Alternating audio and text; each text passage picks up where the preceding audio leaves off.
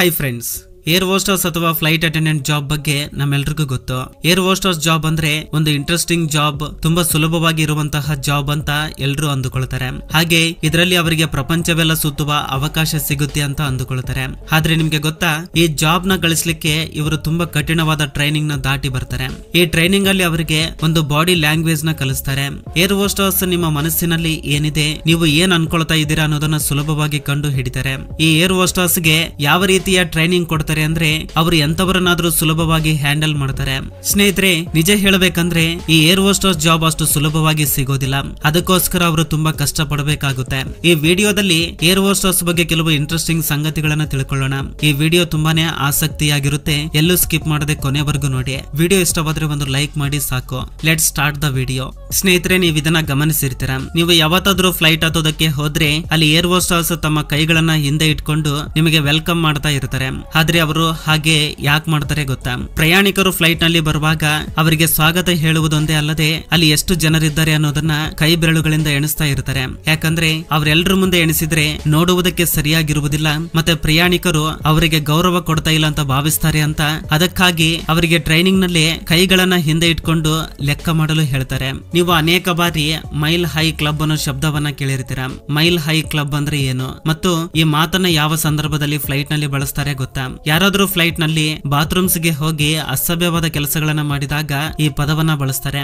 ಆದ್ರೆ air hostess ಆ ಸಂದರ್ಭದಲ್ಲಿ ಏನ್ ಮಾಡೋದಿದೆ ಅಂದ್ರೆ, ಏರ್ ಹೋಸ್ಟಸ್ ಗೆ ಈ ವಿಷಯದಲ್ಲೂ ಕೂಡ ಟ್ರೈನಿಂಗ್ ನ ಕೊಟ್ಟಿರ್ತಾರೆ. ಅದೇನಂದ್ರೆ ಟೈಮ್ ಟು ಟೈಮ್ ಅವರು ಬಾತ್ರೂಮ್ ನ ಗಮನಿಸ್ತಾ ಇರಬೇಕು. ಯಾಕಂದ್ರೆ ಇಬ್ಬರು ವ್ಯಕ್ತಿಗಳು ಒಂದೇ ಬಾತ್ರೂಮ್ ನಲ್ಲಿ ಹೋಗಬಾರದು ಅಂತ.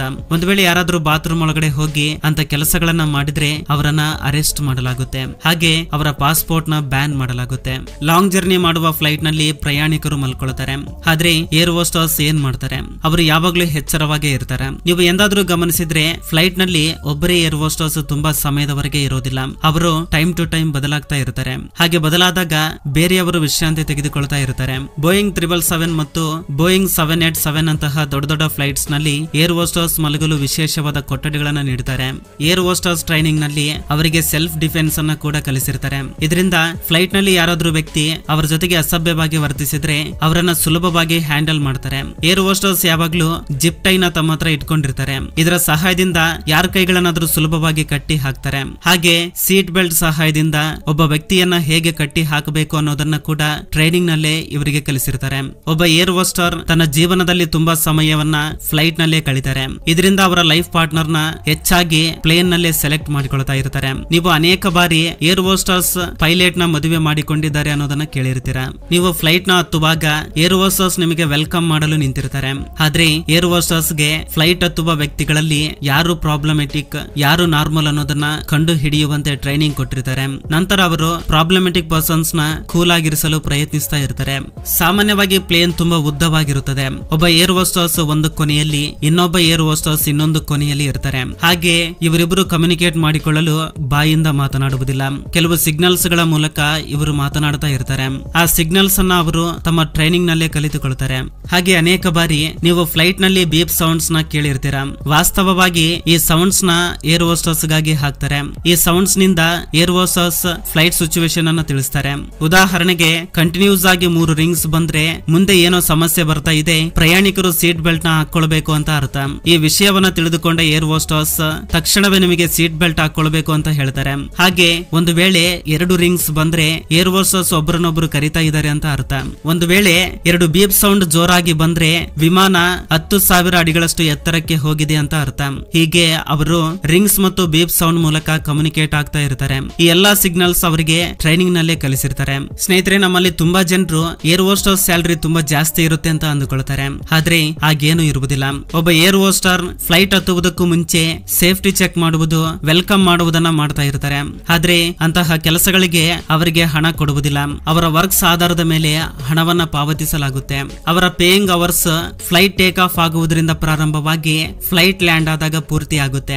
ಇನ್ನು ನಮ್ಮ ಭಾರತದಲ್ಲಿ ಒಬ್ಬ ಏರ್ ಹೋಸ್ಟರ್ ಸ್ಯಾಲರಿ 20,000ದಿಂದ 40,000 ರೂಪಾಯಿ ಮಧ್ಯದಲ್ಲಿ ಇರುತ್ತೆ. ಇಂಟರ್ನ್ಯಾಷನಲ್ ಏರ್ಲೈನ್ಸ್ ನಲ್ಲಿ ಆದರೆ 40,000ದಿಂದ 75,000ವರೆಗೂ ಇರುತ್ತೆ.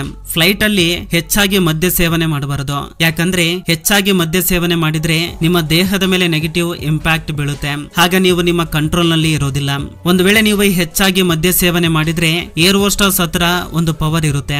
ಅದೇನಂದ್ರೆ ಅವರು ಸುಲಭವಾಗಿ ನಿಮ್ಮನ್ನ ಫ್ಲೈಟ್ ನಿಂದ ಹೊರಗಡೆ ಕಳುಹಿಸಬಹುದು. ಅಂದ್ರೆ ಮುಂದಿನ ಏರ್ಪೋರ್ಟ್ ನಲ್ಲಿ ನಿಮ್ಮನ್ನ ಕೆಳಗಿಳಿಸಲಾಗುತ್ತದೆ. ಇದರಿಂದ ನಿಮಗೆ 2 ವರ್ಷದವರೆಗೂ ಜೈಲು ಶಿಕ್ಷೆ ಬೀಳುತ್ತೆ. ಹಾಗೆ ಫ್ಲೈಟ್ ನಲ್ಲಿ ಕಾಫಿ ಅಥವಾ ಟೀ ಅನ್ನ ಆರ್ಡರ್ ಮಾಡಬೇಡಿ. ಯಾಕಂದ್ರೆ ಫ್ಲೈಟ್ ನಲ್ಲಿ ಇರುವ ಹಾಟ್ ವಾಟರ್ ಟ್ಯಾಂಕ್ ನ ತುಂಬಾ ದಿನಗಳವರೆಗೂ ಕ್ಲೀನ್ ಮಾಡಿರುವುದಿಲ್ಲ. ಏರ್ ಹೋಸ್ಟರ್ಸ್ ಕೂಡ ನಿಮಗೆ ಕಾಫಿ ಟೀ ಅನ್ನ ಸಜೆಸ್ಟ್ ಮಾಡೋದಿಲ್ಲ. ಒಂದು ವೇಳೆ ನಿಮಗೆ ಏನಾದ್ರೂ ಕುಡಿಬೇಕು ಅಂತ ಅನಿಸಿದ್ರೆ ವಾಟರ್ ಅಥವಾ ಕೂಲ್ ಡ್ರಿಂಕ್ ನ ಆರ್ಡರ್ ಮಾಡೋದು ಒಳ್ಳೆಯದು. ಸ್ನೇಹಿತರೆ, ನಾವೆಲ್ಲರೂ ಏರ್ ಹೋಸ್ಟರ್ಸ್ ಜಾಬ್ ನಲ್ಲಿ ತುಂಬಾ ಸುಲಭವಾಗಿ ಎಂಜಾಯ್ ಮಾಡಬಹುದು, ಎಲ್ಲಾ ದೇಶಗಳಿಗೆ ಹೋಗಬಹುದು ಅಂತ ಅಂದ್ಕೊಳ್ತಾರೆ. ಆದ್ರೆ ಹಾಗೆ ಇರುವುದಿಲ್ಲ. ಒಬ್ಬ ಏರ್ ಹೋಸ್ಟರ್ ಜಾಬ್ ಫ್ಲೈಟ್ ಗಾಳಿಯಲ್ಲಿ ಹಾರಿದ ಮೇಲಿಂದ ಒಂದು ರೆಸ್ಟೋರೆಂಟ್ ನಲ್ಲಿರುವ ವೇಟರ್ ಜಾಬ್ ಹೇಗೆ ಅದಕ್ಕೆ ಸಮಾನ ಅಂತ ಹೇಳಬಹುದು. ಮುಂಜಾನೆ 4 ಗಂಟೆಗೆ ಹೇಳ್ತಾರೆ, ಅವರಿಗೆ ರಜೆಗಳು ಕೂಡ ಇರೋದಿಲ್ಲ. ಹಾಗೆ ನಾವೆಲ್ಲರೂ ಕೂಡ ಫಸ್ಟ್ ಕ್ಲಾಸ್ ಜರ್ನಿ ತುಂಬಾ ಸುರಕ್ಷಿತವಾಗಿರುತ್ತೆ ಅಂತ ಅಂದುಕೊಳ್ತಾರೆ. ಆದ್ರೆ ನಿಜ ಹೇಳಬೇಕಂದ್ರೆ ಫಸ್ಟ್ ಕ್ಲಾಸ್ ಸೀಟ್ ನಲ್ಲಿ ತುಂಬಾ ರಿಸ್ಕ್ ಇರುತ್ತೆ. ಎಲ್ರು ಫಸ್ಟ್ ಕ್ಲಾಸ್ ಸೀಟ್ ತುಂಬಾ ಸೇಫ್ಟಿ ಆಗಿರ್ತವೆ, ತುಂಬಾ ಕಂಫರ್ಟೇಬಲ್ ಆಗಿರ್ತವೆ ಅಂತ ಅಂದುಕೊಳ್ತಾರೆ.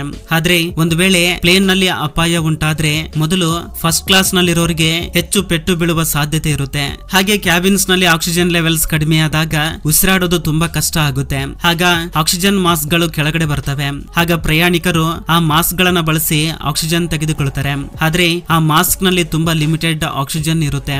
ಈ ಆಕ್ಸಿಜನ್ ಕೇವಲ 10ರಿಂದ 15 ನಿಮಿಷದವರೆಗೆ ಮಾತ್ರ ಬರುತ್ತೆ. ಒಂದು ವೇಳೆ ನಿಮಗೆ ಇಂತಹ ಸಮಸ್ಯೆ ಉಂಟಾದ್ರೆ ನಿಧಾನವಾಗಿ ಉಸಿರಾಡಿ. ಇದರಿಂದ ಆಕ್ಸಿಜನ್ ತುಂಬಾ ಸಮಯದವರೆಗೆ ಇರುತ್ತೆ. ಒಬ್ಬ ಏರ್ ಹೋಸ್ಟರ್ಸ್ ಆಗಬೇಕಂದ್ರೆ ತುಂಬಾ ಫಿಸಿಕಲ್ ಸ್ಟ್ಯಾಂಡರ್ಡ್ಸ್ ನ ಮೇಂಟೈನ್ ಮಾಡಬೇಕಾಗಿ ಬರುತ್ತೆ. ಆ ಸ್ಟ್ಯಾಂಡರ್ಡ್ಸ್ ಏನಂದ್ರೆ ಅವರ ಏರ್ ಕಲರ್ ಯಾವಾಗ್ಲೂ ನ್ಯಾಚುರಲ್ ಆಗಿರಬೇಕು ಮತ್ತು ಅವರ ಕೂದಲನ್ನ ಯಾವಾಗ್ಲೂ ಹೀಗೆ ಕಟ್ಟಿಕೊಂಡಿರಬೇಕು. ಹಾಗೆ ಏರ್ ಹೋಸ್ಟರ್ಸ್ ಹೈಟ್ ಜಾಸ್ತಿ ಇರಬಾರ್ದು. ಯಾಕಂದ್ರೆ ಫ್ಲೈಟ್ ನ ಹೈಟ್ ಲಿಮಿಟೆಡ್ ಆಗಿರುತ್ತೆ. ಇದರಿಂದ ಮೇಲಿರುವ ಕ್ಯಾಬಿನ್ ಅವರಿಗೆ ಟಚ್ ಆಗಬಹುದು. ಹಾಗಂತ ಅವರು ತುಂಬಾ ಕಡಿಮೆ ಎತ್ತರ ಕೂಡ ಇರಬಾರ್ದು. ಹಾಗೆ ಅವರಿಗೆ ಇಂಗ್ಲಿಷ್ ಮತ್ತು ಹಿಂದಿ ಮಾತನಾಡ್ಲಿಕ್ಕೆ ಬರಬೇಕು. ಅಟ್ ಲೀಸ್ಟ್ ಮ್ಯಾನೇಜ್ ಮಾಡ್ಲಿಕ್ಕಾದ್ರೂ ಬರಬೇಕು. ಅವರ ಹೈಟ್ ಗೆ ತಕ್ಕಷ್ಟು ತೂಕವಿರಬೇಕು. ಹೆಚ್ಚು ವೇಟ್ ಇದ್ರೆ ಅವರನ್ನ ತೆಗೆದುಕೊಳ್ಳುವುದಿಲ್ಲ. ಹೀಗೆ ಇವೆಲ್ಲ ಫಿಸಿಕಲ್ ಸ್ಟ್ಯಾಂಡರ್ಡ್ಸ್ ನ ಪಾಸ್ ಆದ ನಂತರವೇ ಅವರಿಗೆ ಈ ಜಾಬ್ ಸಿಗುತ್ತೆ. ಇದು ಫ್ರೆಂಡ್ಸ್ ಈ ದಿನದ ವಿಡಿಯೋ. ಫ್ರೆಂಡ್ಸ್, ಈ ವಿಡಿಯೋದಿಂದ ಅಟ್ ಲೀಸ್ಟ್ 1% ನಾಲೆಜ್ ಆದ್ರೂ ಸಿಕ್ಕಿದ್ರೆ ಈ ವಿಡಿಯೋಗೆ ಒಂದು ಲೈಕ್ ಮಾಡಿ, ಹಾಗೆ ನಿಮ್ಮ ಫ್ರೆಂಡ್ಸ್ಗೂ ಕೂಡ ಶೇರ್ ಮಾಡಿ, ಹಾಗೆ ನಮ್ಮ ಚಾನಲ್ಗೆ ಸಬ್ಸ್ಕ್ರೈಬ್ ಮಾಡಿಕೊಂಡು ಸಪೋರ್ಟ್ ಮಾಡಿ. ಕೊನೆವರೆಗೂ ನೋಡಿದಕ್ಕೆ ಥ್ಯಾಂಕ್ಸ್ ಫಾರ್ ವಾಚಿಂಗ್.